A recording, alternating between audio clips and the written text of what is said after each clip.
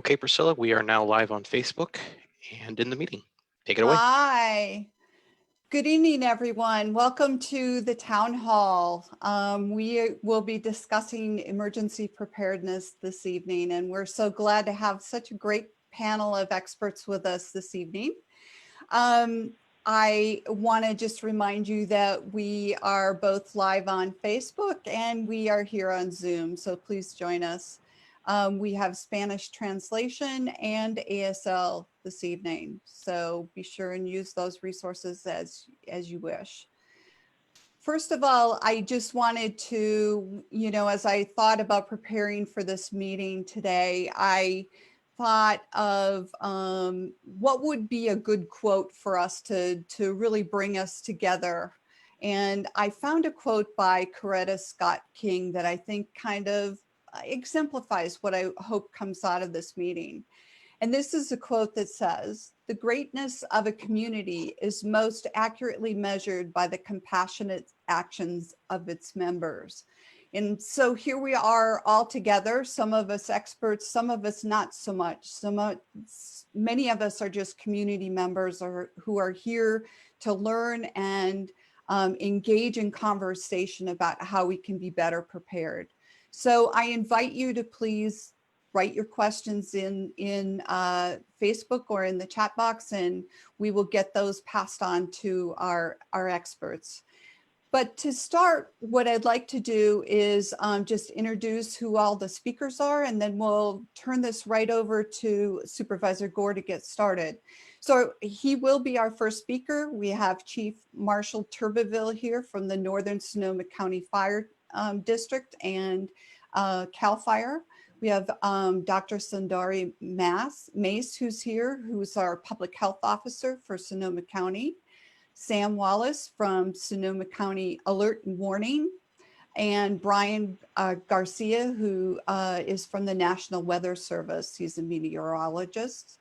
And we have Caroleon Safford from Permit Sonoma Fire Prevention Unit, along with Chief James Williams, who is our county fire marshal. So we have some wonderful folks who are here again to share their expertise. And I will turn it over to Supervisor Gore at this point. Thanks. Thank you so much, Priscilla. Gracias a todos que están aquí también con nosotros.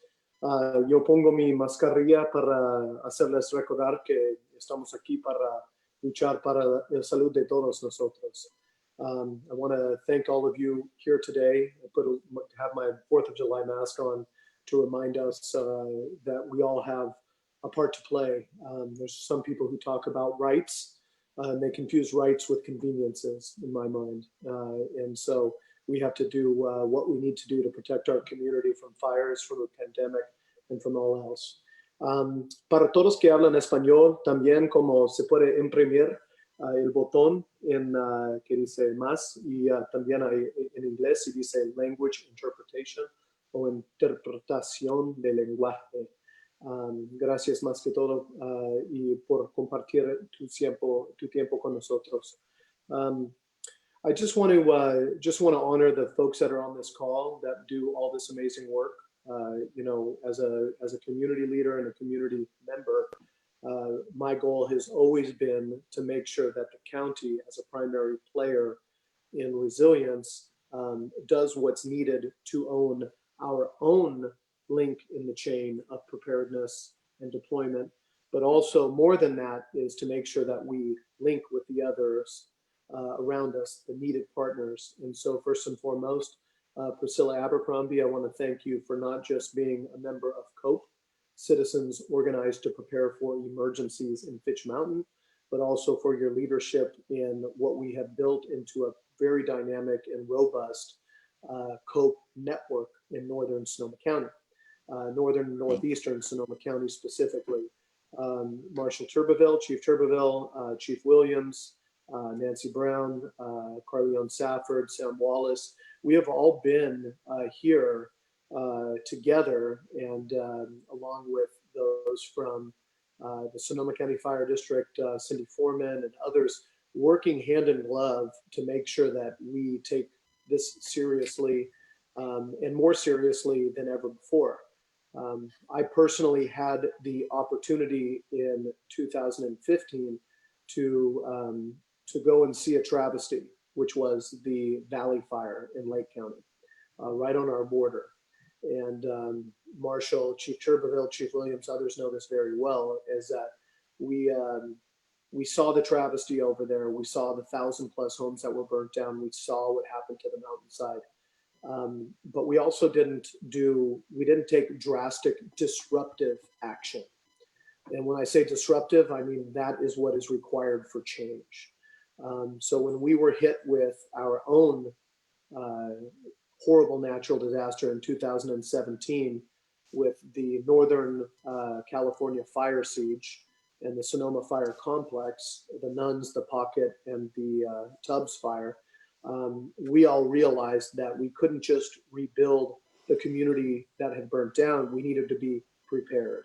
And I will tell you, some of the most inspiring work that I have ever been a part of is what I call the real work in this world, which is imperfect, relentless progress.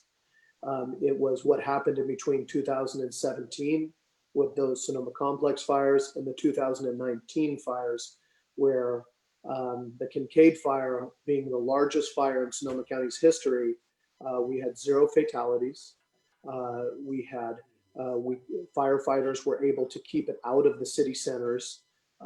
We did suffer losses, but it was an amazing response. And that was not because of just operational and counties rising up and firefighters being prepared and the budgets being there. We had all done that, but it was because 40% of our population was ready to be evacuated and got evacuated. They took care of themselves. They had go bags, they had plans, they had done evacuation and warning practices with us and with Sam Wallace and our Department of Emergency Management. We ran high-low sirens up different areas, and in communities with difficult ingress and egress. It is all about all of us. That is preparedness. And I think we are a community that is ready more than anybody else out there.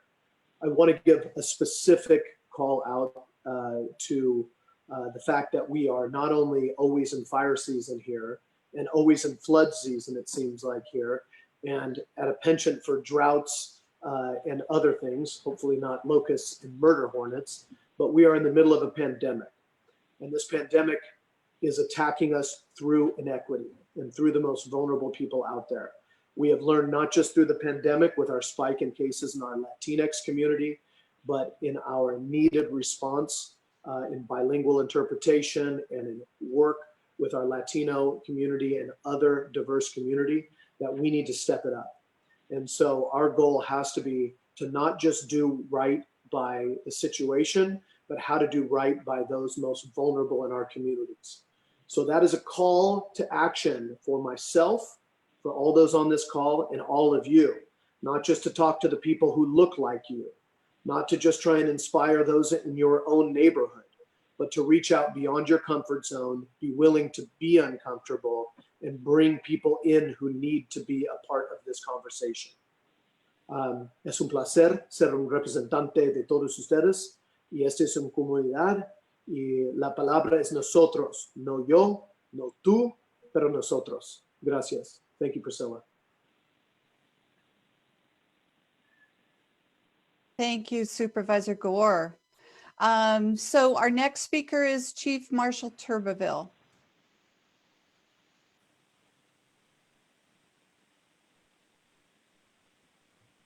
Oh, I'm hoping to share my screen here, so let me see if I can get it up for you. Is that viewable to everybody?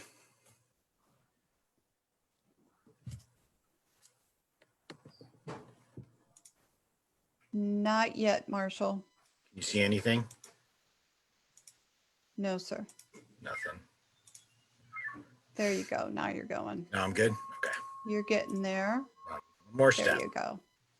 Okay. I'm going to skip over the introductions and all that because that's been covered. So asked to talk about the 2020 fire season. And in simplest terms, I kind of look at that two ways because it's very hard to predict the future. And I know we have a National Weather Service representative on the call as well. But if we look at ignitions, the fire occurrence, fire starting, you need to have a fire start for it to become large. So I'll talk about ignitions first. So, and you can see the CAL FIRE tweet there. Most of our fires are human caused.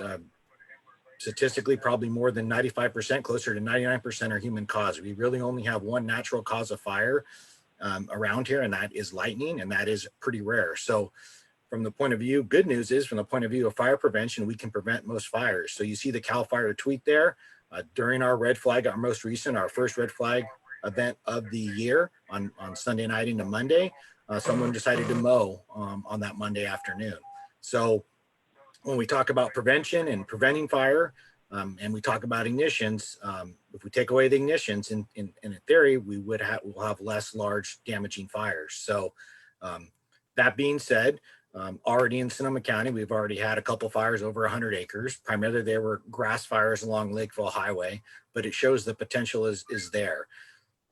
I don't know how much the National Weather Service will talk about the weather, but all in all, we're statistically behind on our rainfall. So our large logs, large twigs, branches are dry, and you couple that with grass that grows every year, it's also dry.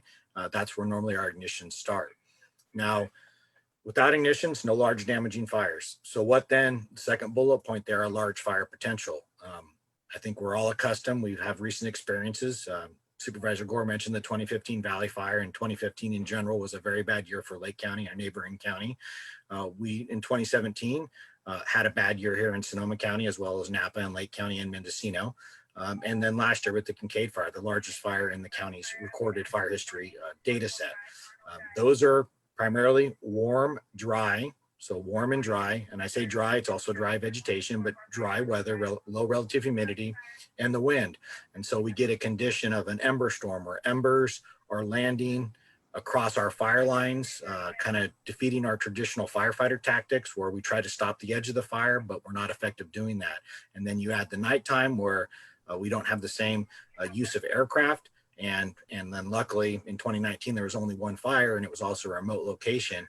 But 2017, multiple fires, you throw a fire siege. So warm, dry, windy conditions next to homes, firefighters get outpaced, and our normal day-to-day tactics are not effective. So that's what leads us to our large fire potential. So number one, if we can keep ignitions down, and number two, be extra safe, if that's a term, be extra safe, definitely extra prepared, and think about what you're going to do if a fire happens. Have in your mind, if I get trapped at my house, what am I going to do? Should I pre-evacuate when I hear about a red flag warning? Should I keep my vehicle full of fuel? And I'll leave the alert and warning stuff to Sam, who's on the call as well. So if we want to talk more about the 2020 fire season potential, this is the headquarters for Northern California. It's called Northern Operations, or in the firefighter world, we call it North Ops. And this is their outlook. They update it every month.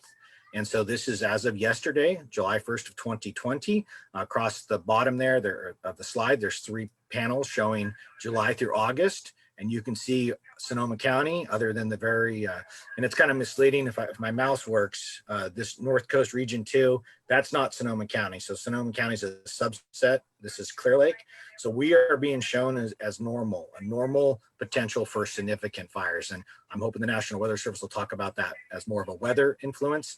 But we're looking at a normal situation in July, August. Unfortunately, if you look to the second panel here in the middle, and which is September and October, well, Sonoma County, other than maybe a little slice here up near Annapolis and Sea Ranch, we are now then being shown as above average or above normal. So our fall fire season, you look at the Camp Fire, the most deadliest, devastating fire in the state's history, November of 2018, probably a time of year when there normally be some snow, some rain on the ground, the vegetation a little bit moist, the days are shorter.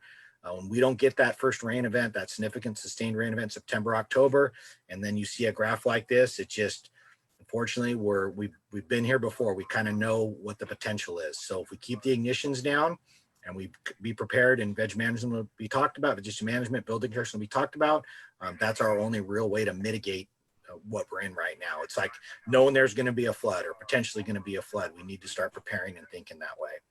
So this is some of the the reasoning behind those graphics you just saw. I believe this presentation will be recorded, so I'm not going to read through it bullet point by bullet point. It is available online, and then if you want to go back and freeze frame this to read through. But essentially, it's replica or representing our past weather conditions combined with the predicted weather conditions of the summer. Weather is a big driver of our fire season potential. I'm going to end with a couple slides just because I know it's going to be covered elsewhere, but vegetation management specifically here is being shown as roadside clearance before and after, with before on the left. We are not looking for clear cut or cut everything down. It is basically, in my kind of simple way of saying it, we're looking at a surrogate for what fire would have done naturally, low intensity on the surface of the earth, not getting up in the tops of the trees or going treetop to treetop. So if an ember lands along the road, better chance maybe even you could put it out with a fire extinguisher. It's not a high intensity fire, but when we continue to let things grow and see the condition there on the left, that's setting us up for more of a fuel dominated fire event with embers. So these last couple slides just show some more, what is veg management, some comparison photos here. And with that, I'll close it out with a couple photos just to kind of get us thinking about vegetation management, and I'll turn it back over to you, Priscilla, and I'll unshare my screen. Great. Thank you, Marshall. Good. All right. Thank you so much. I'm excited to have Dr. Mays speak with us a bit as well about the intersection of some of our health issues and what's going to happen in the upcoming fire season, and some good information for us. Thank you. Yes, thank you so much. I think, it's really a pleasure to be here today to discuss the response in terms of health of the community to a fire at the time of a pandemic. And I think this is something that Sonoma County has never faced before. We're already in the midst of the COVID-19 pandemic, meaning that we're trying to observe a lot of things that may be even more difficult to observe if we have another disaster. That would be a wildfire in addition to the pandemic. As you know, with the pandemic, we are observing mitigation measures as we come out of shelter in place. We are trying to wear our facial coverings wherever we are, where we could be exposed to people within the 6 foot social or physical distance. We're trying to ensure that we're performing the social distancing whenever possible. Indoors, we're definitely wearing facial coverings and adhering to social distancing principles. We're performing general hygiene measures as often as we can.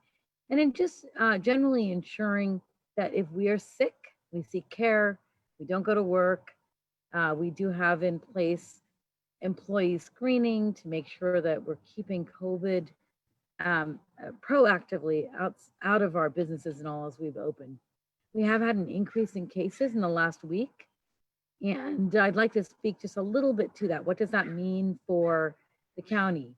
As many of you probably know, the governor's order now has shut down certain indoor businesses like restaurants and bars, that kind of thing, in 19 counties that have sort of met the threshold for the monitoring, the data monitoring threshold for certain areas that, and the governor has now moved on that. Where is Sonoma County with all this? Well, we're looking at our case rate, the number of cases per 100,000. We're looking at our hospitalizations, our ICU bed availability, and other things like that.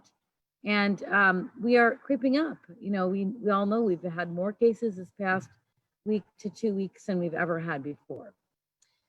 So in the setting of the pandemic, where we're trying really hard to observe to all these mitigation measures, it'll be even more challenging if we have to also simultaneously deal with a fire. So I want to remind people of the basics, that we need to be prepared in case there is a wildfire that requires evacuation.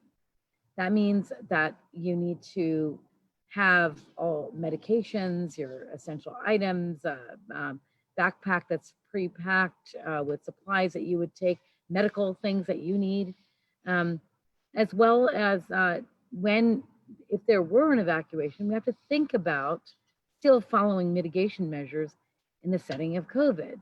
And that may be really hard. And as I've been saying all along, the key thing is to ensure that we're safe. So if evacuation has to happen because of a wildfire and it's emergent, that would take the first priority. However, as we've mulled the topics, if we have shelters, evacuation sites, we'll try to maintain the physical and social distancing. We'll try to ensure that there's plenty of general hygiene measures in place. We would ask that facial coverings are worn to the extent that people can do so. Now, facial coverings are actually helpful also for smoke inhalation. So that is a place where it could be a win-win for us, for COVID, and in the event of a fire. But I think that law enforcement, public health, fire, EMS, we're all preparing for an instance where we might have to deal with both the pandemic and a disaster like a wildfire. But for preventative measures, I would implore that people are very, very careful. I know that fireworks are allowed in certain areas and that people may be wanting this 4th of July to participate. My ask is that you do so very carefully from your own home, only with your own family. Try to stay at home this 4th of July. I think there may be some actual firework display that might potentially be planned, but it's without an audience. And that's something you would do, sheltering in place to the extent that you can from your home. So let's all follow as many of the mitigation measures as we can and be safe this 4th of July and all summer. So I'm going to leave it at that, and we can take questions afterwards. Thank you. Great. So a couple of things I'm hearing is that in the evacuation centers, those folks who are COPE leaders will be able to, tell their residents that, yes, be sure to bring your facial coverings, be sure and bring your hand sanitizer. Those should be in your go bag ready to go, along with all of those other medications and other health related things that we all need according to whatever our personal health is. And then I would, it sounds like that maybe some extra masks would be a good idea. So I know for our house, we have masks in our cars, we have masks in our go bags, so that we have redundancy just in case. All right, great. Thank you so much. And our next speaker is Sam Wallace, and he's our alert and warnings manager for the county. Thank you. Okay, thank you very much, Priscilla. So on the alert and warning side of the house, we learned a lot of invaluable lessons during 2017 that we put to good use in 2019, and we're ramping them up. We're making it a little more effective for 2020 if we are needed.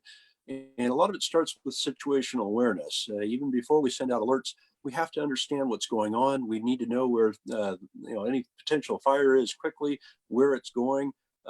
We now have a very robust fire camera system which protects a large part of the county. It helps us get early situational awareness and figure out where the fire is going to be, where it's going to go. Very helpful. Once we do that, we are committed to not sending out just an alert, but multiple alerts using multiple systems. Another one of those key lessons that we learned in 2017 is relying on only one method of alerting meant that we had a single point of failure. If somebody's phone system was out of operation, or if the power went out at their house, we simply wouldn't be able to get a hold of them. And that's why when the time comes, we just pull a whole bunch of arrows out of our quiver and start shooting them off. From SoCo Alert, which is a targeted system, it'll make your landline ring, or if you signed up for it, you'll get the text messages, the email messages. We also have the wireless emergency alert system that the feds give us, which goes exclusively to your cell phone and makes it ring, kind of a souped up Amber Alert. We have the emergency alert system, which broadcasts our message over radio and television that are participating. And one of the things that we're beginning to push more and more is working with our National Weather Service partners using the National Weather Service radios, which we encourage people to get, especially out in the rural areas. In addition to what I'm able to do, our partners over at law enforcement and sheriff, we have the high-low sirens that we use to alert the local neighborhood. And of course, they use Nixle, as do many of the other fire departments and law enforcement agencies, to echo the messages. But I can't emphasize enough that one of the most important components of that is just neighbor to neighbor. If you've received an alert, don't assume that your neighbor has also received that alert. If you have the time, bang on their door, make sure that they are aware of the crisis and are able to react to it. That helps magnify our message.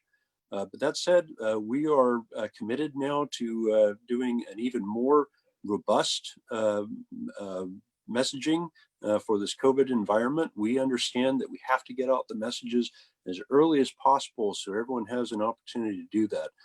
As we go into red flag, I'm going to make sure that I have somebody that is able to launch alerts that's going to be close at hand with Redcom or the 911 dispatchers, so that as soon as something breaks out, we're going to be immediately working on that messaging.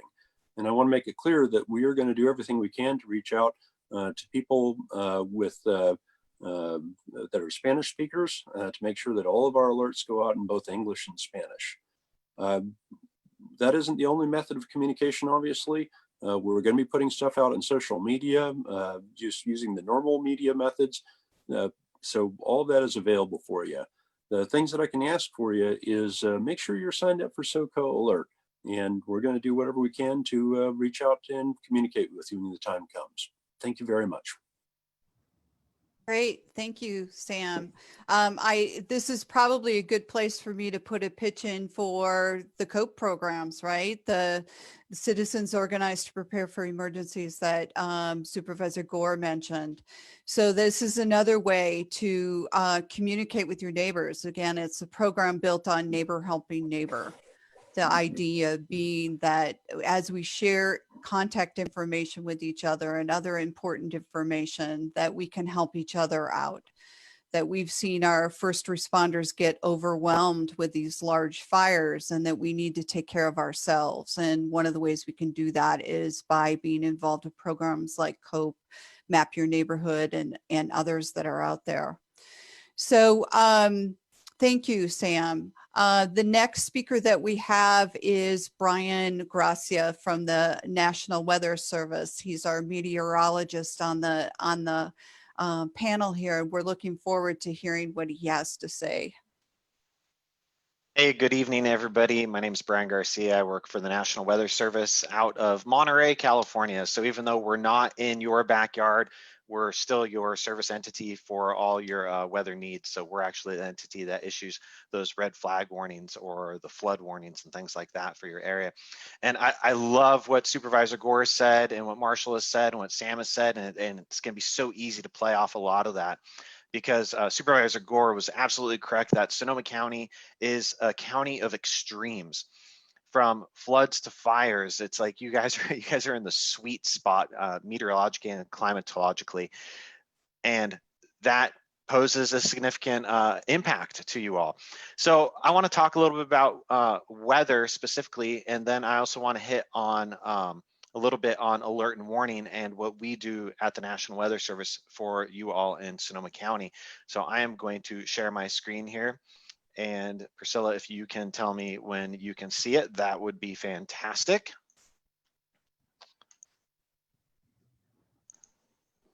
Can you see my screen, Priscilla? All right, I saw a thumbs up, so I'm gonna go with that. So this is really quick. I just wanted to show this. So this is the percentage of precipitation that has fallen across Sonoma County for the water year. So this hot spot right here, that's Venado. And you guys all know, if you follow any sort of precipitation or anything, that's a wet spot there. So we typically get a lot of rain there anyway. But most of the other areas throughout the county have only seen about half of the average annual precipitation for this water year, which started October 1st of 2019 and goes through September 30 of this year, 2020. So being that it's summer, we're not going to get much more rain in this water year. So this is pretty much what we're going to be looking at, probably in that 50% range, half of what we've seen. So what Marshall was talking about is that the grasses have all dried out. And so when we don't get all the rain, we're not putting a lot of moisture into the soils, then we start to get warmed up through the summer, and we've seen a couple heat waves come through the area, but we've also seen some cooling, which has been great. But when we have that heat, what happens is we actually get an effect that we call evapotranspiration. I know it's a big meteorological word and it's kind of nerdy, but it's evaporation and transpiration. So evaporation out of the soils and transpiration out of the vegetation. So that moves the moisture out of all of that.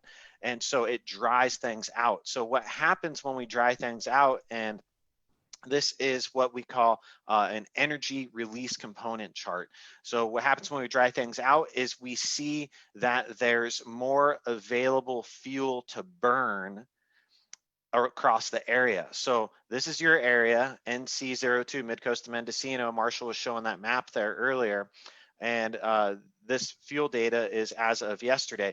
So this gray line here is what we see average for this time of year, and the red line is the max for this time of year, and the blue is current.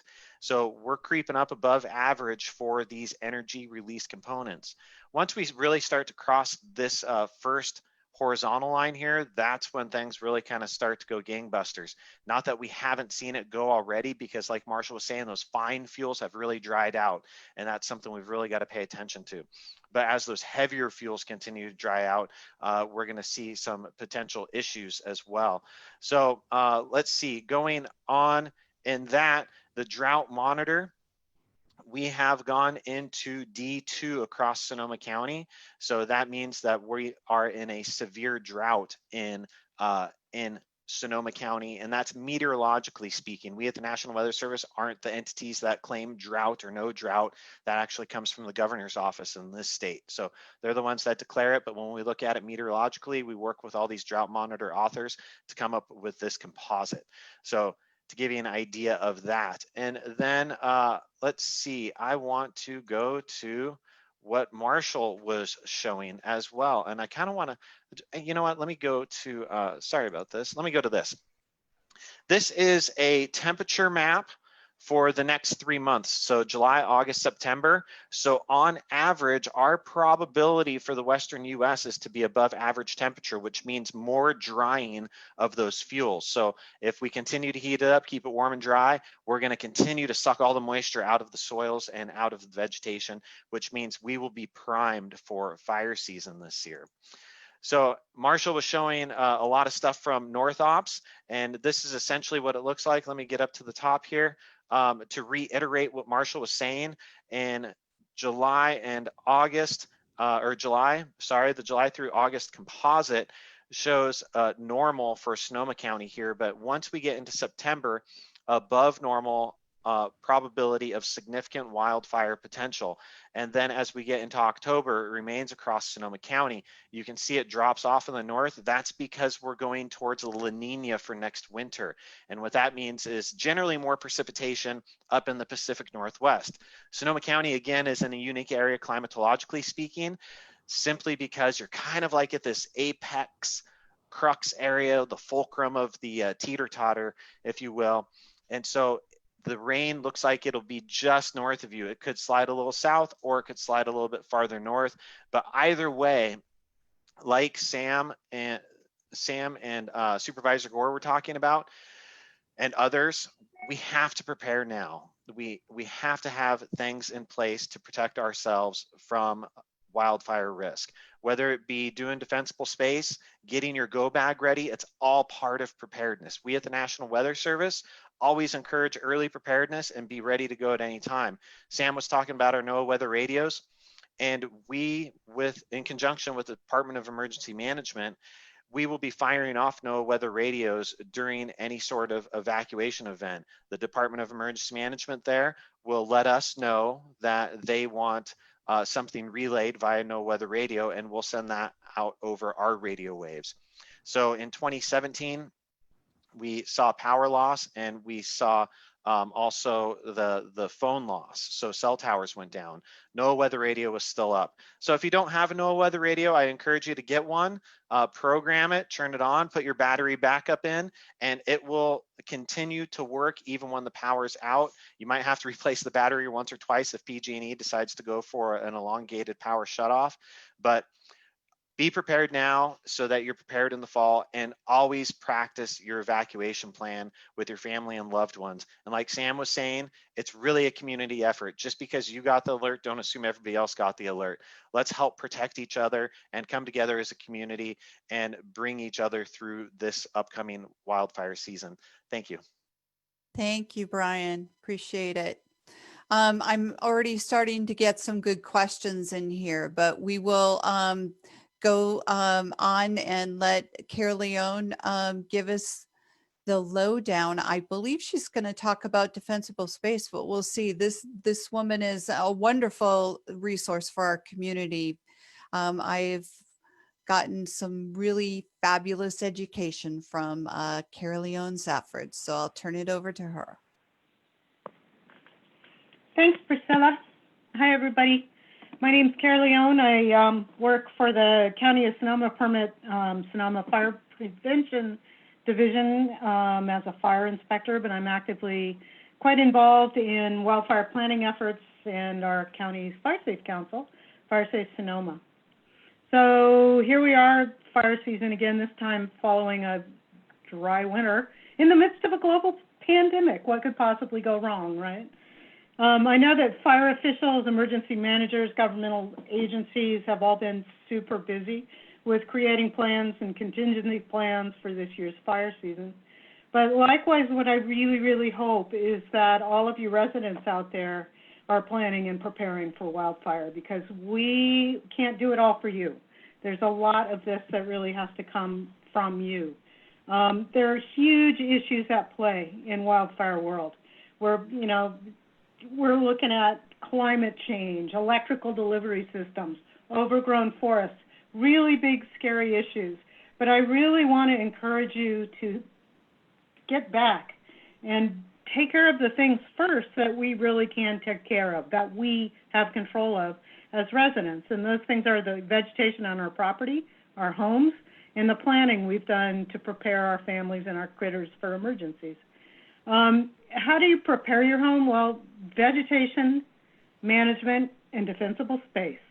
Defensible space is absolutely critical for a lot of reasons, but it's really important to realize that, especially in an era when fires are so big and so terrible, that still 95% of wildfires take place are suppressed at less than 25 acres. And that means that they're starting under average conditions, which are exactly the conditions that defensible space is designed for. So it's really important that we take care of these defensible space ideas that I'll be talking about in a second. Even better is if you combine good defensible space with hardened structures. That can help even in worse than average conditions, as we've seen in a couple instances in the last couple of years. It's especially important at a community level. One house with defensible space is great, but 10 houses with defensible space are actually more than 10 times better. That's why fire department inspection programs and things like that are so important, because they can help us create entire communities that are more resilient to wildfire. Setting out to learn about what you need to do and getting out and doing it not only increases your odds, but honestly, it will make you feel better. I start most mornings at about 5:30 with my weed eater outside the house doing stuff.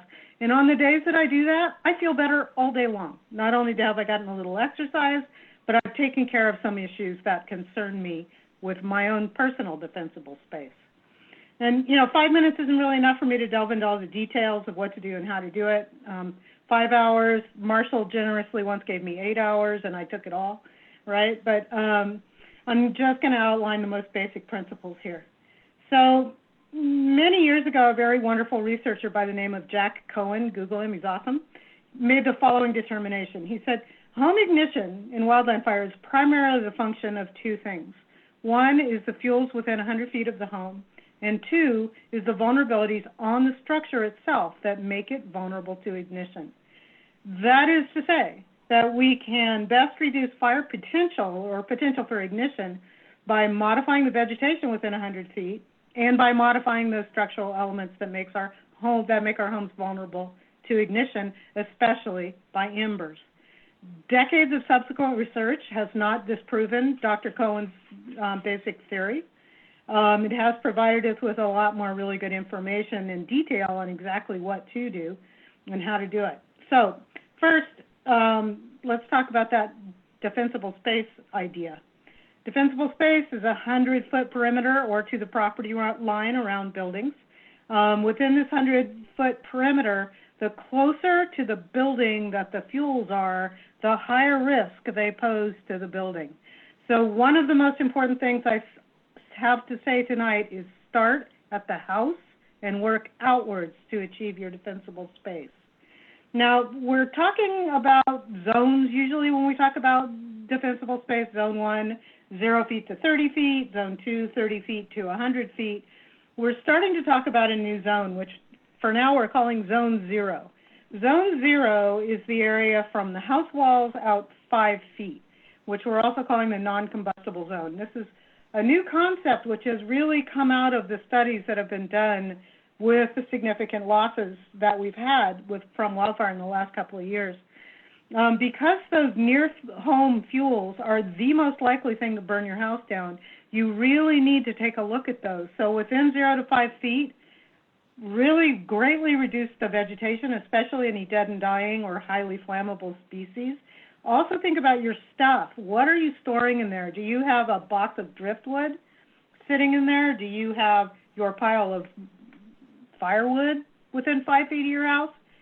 Move that. Move them out. 30 feet is great. If you can't move them that far, cover them, but get them out of that immediate zone. This is not a regulation. This is a recommendation, but it's a really strong recommendation. Zone 1.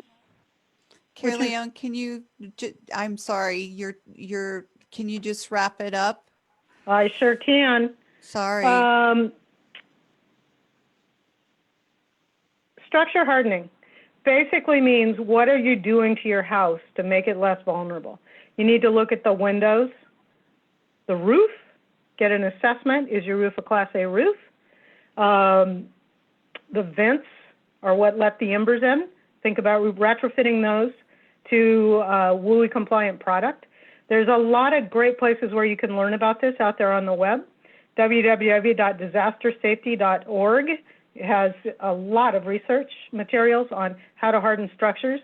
Ready for Wildfire, which is CAL FIRE site, is a great place to learn about not only preparedness, but also defensible space. Take that.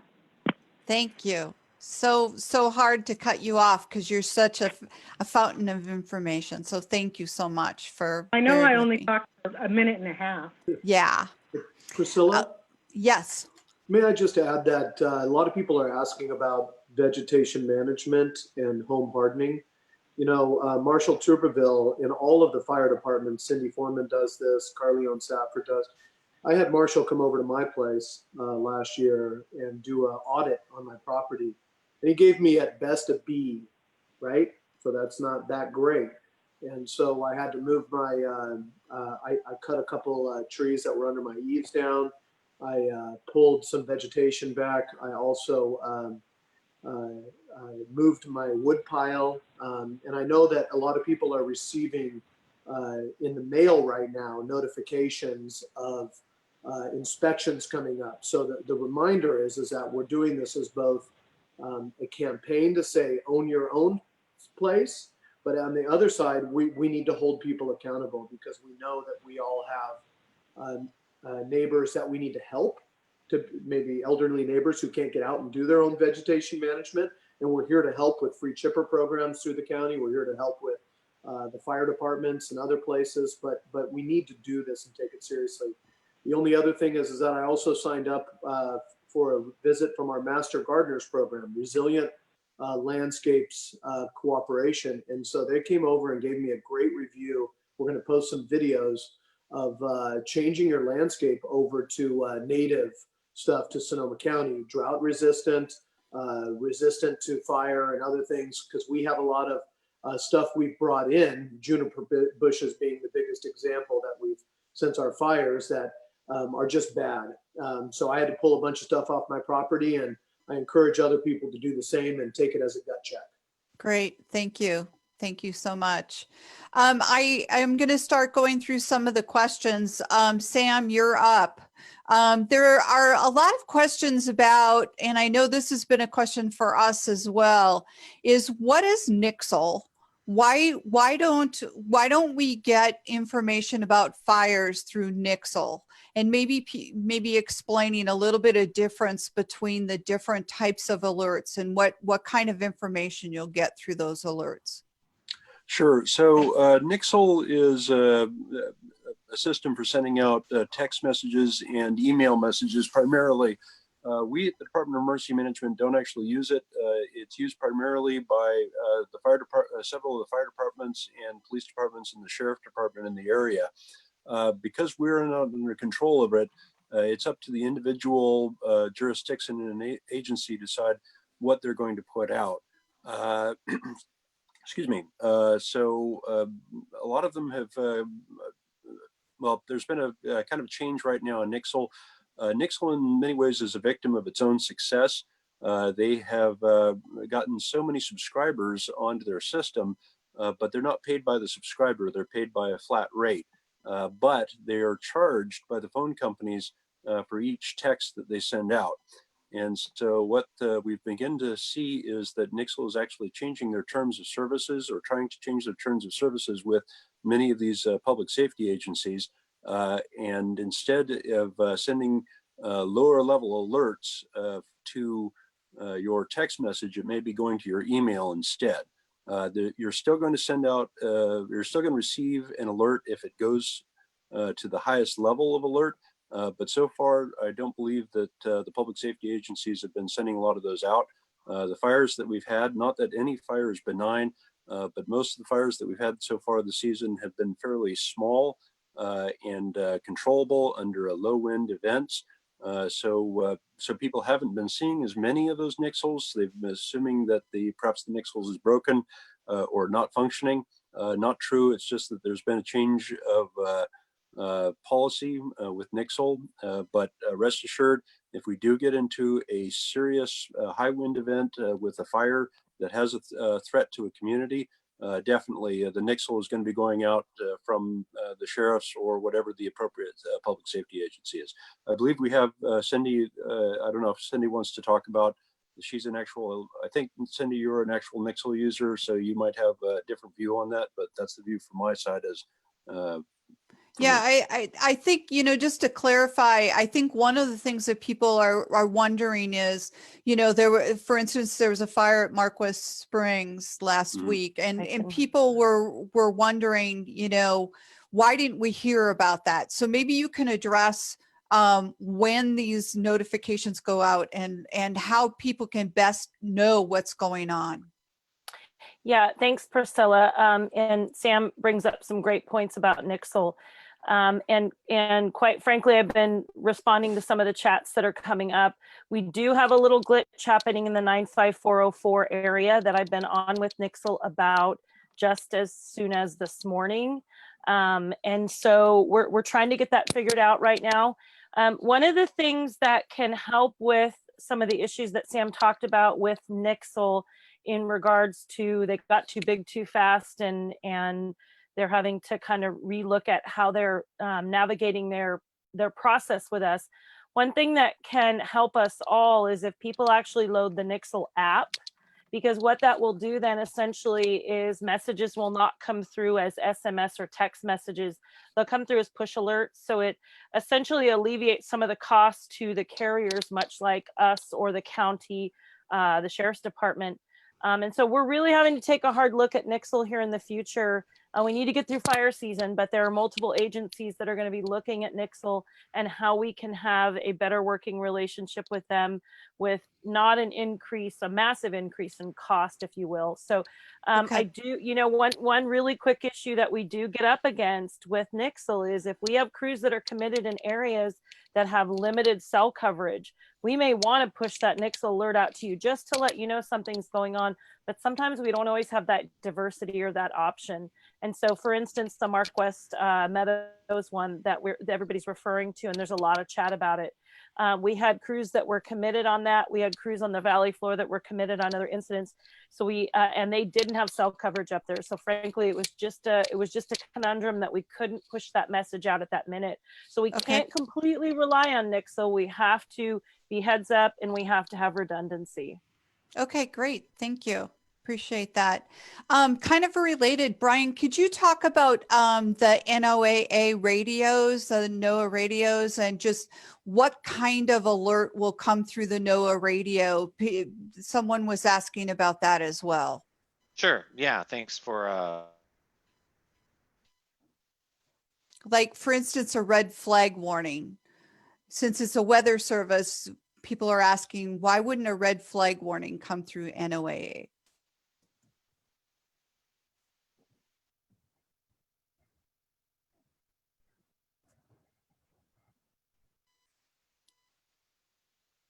Brian, it looks like you've frozen up on us.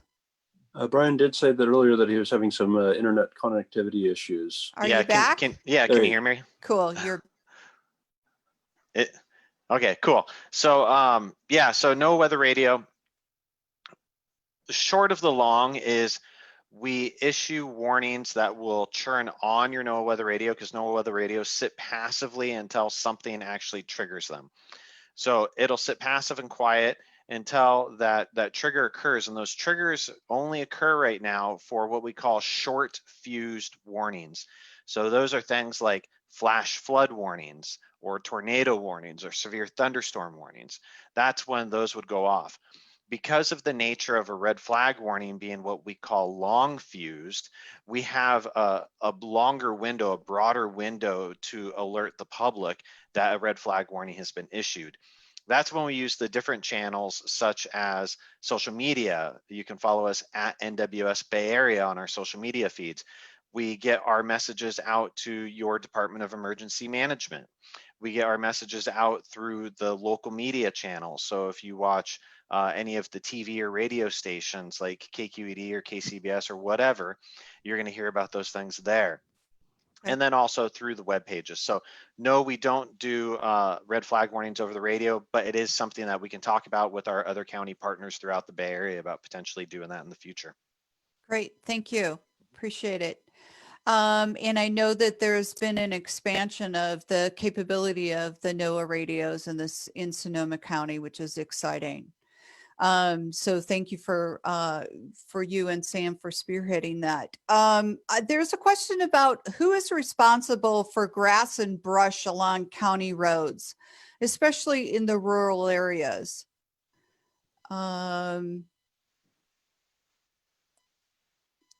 the other question related to that is, where can property owners take large quantities of brush and trees that they cut from their properties? I'm thinking Carleone, Chief Williams. Well, I think I'll start. First of all, thank you for the invitation tonight to present to the community. Recology, the transfer stations or areas where yard debris can go for disposal. In addition, when you look at roadsides, TPW clears roads, or Transportation Public Works is the department that clears roadways for safety in the county, and they generally try to do 2 to 4 feet on each side of the paved road and go about 15 feet high. In a recent conversation with staff there, they're clearing about 300 or 400 miles a year on average, and the county as a whole is about 1,300 square miles, I believe. And so they're getting a fraction of that, but the agency that does roadside clearance is Transportation and Public Works. Great. Thank you very much. We have a couple of more questions that are related to PG&E. And one of those questions is, what type of activities is PG&E engaged in to reduce risk of wildfire? For instance, line hardening and veg management, those kinds of things. And maybe you all could talk about, or someone, I'm not sure who the person is for this one, but also maybe talk about the PSPS and how that may change this year. I understand they're doing some infrastructure work on that as well. Who's prepared to talk about PG&E? Priscilla, I can start with that. Is PG&E does have a requirement to clear vegetation around its lines. That was heightened after 2017. I'll speak for myself. Is that I live just outside of Hillsburg. There's a huge lot here with a contractor for PG&E. They stopped by my house today and actually let me know that they were going to clear out some of my oleander bushes 3 feet around the poles, in addition to what they do up where the wires are themselves. There's a lot of people in our community that actually confuse telephone lines with electricity lines. It's a reminder that the high tensile electricity lines that run throughout our community are higher up, and there is a requirement in areas that are considered to be zone 1, zone 2, and zone 3 in terms of fire severity to be cleared out under California Public Utilities Commission. With respect to undergrounding, there still is not a requirement for PG&E to underground in specific areas. One of the things that we can do is actually post as a follow-up to this call is an update on PSPS, Public Safety Power Shutdown. I'll give a little bit of a review, which is that what we experienced last year with Public Safety Power Shutdown was very difficult for our community. I mean, that's a nice word to use. We were shut down even before the Kqed fire. We had 4 different shutdown events. In our assessment with PG&E, it was even though I support public shutdowns or power shutdowns to mitigate fire risk, the work needed in developing a smart grid like we have seen in San Diego with San Diego Gas and Electric is a mandate that we need to continue to have pressure on our utility to do. Those include many different actions with the lines themselves throughout our area, but also is creating smaller segments and better announcements. But one thing is to realize is at the same time is PG&E does have a plan to deploy large trailer size generators to our substations throughout Sonoma County and in many other parts of the state. There are issues with regulations under Clean Air Act, issues with that, but at the same time, people can expect that there will be less widespread outages because of that. I commit to getting out a report or a review, Priscilla, that you can share through the Kqed network, and that also we can share in all of our networks as a follow-up to this call on that. Great. Thank you. And you will have noticed that a poll has been launched just asking that very question. Thanks for that great segue, about follow-up, doing more of these before the fire season is over. So please respond to the poll. We really want to hear from you and understand what your needs are and make sure that we're providing the information that you need to get through this fire season. We're scared. Yeah. I apologize. I'm just looking at one email I have. PG&E has identified 5 substation locations in even the northern and western Sonoma County territory, Windsor, Bodega Bay, Cloverdale, Forestville, and Hillsburg, to have substation spec sheets. The primary ones are Windsor and Bodega, which means that they will have emergency generators on site and pre-tested and ready to go for immediate emergency use. The other 3 sites will have generators stored off-site and will brought in for support. They're 1 to 1.5 megawatt each, and they're the size of a 45-foot cargo container. I will send the rest of this information. I won't divulge us into details, but Okay. it is a short-term support network to keep the lights on when we have to shut down the grid, Great. and more to come. Great. Yeah. Yeah, this is a community that has been through a lot. And so when the fire season comes, I think we're all a bit nervous. And again, I just want to encourage you all to be aware. Supervisor Gore has a lot of information that he puts out during the summer about red flag warnings, all kinds of good stuff, as well as our county officials, and Northern Sonoma County Fire District does the same. So just plug into your local fire district and your local supervisor, and also plug into your Kqed program that's in your neighborhood. If you need help starting one, let us know at Kqed Northern Sonoma County. We have a website and we'd be happy to help you get started. So with that, here we are at 6:30, and I want to wish you all a good evening, and thank you for participating in this, and thank you all of our panelists and our interpreters, our ASL and Spanish interpreters. Muchas gracias, and thank you for being here. So have a good evening, everyone. Take care.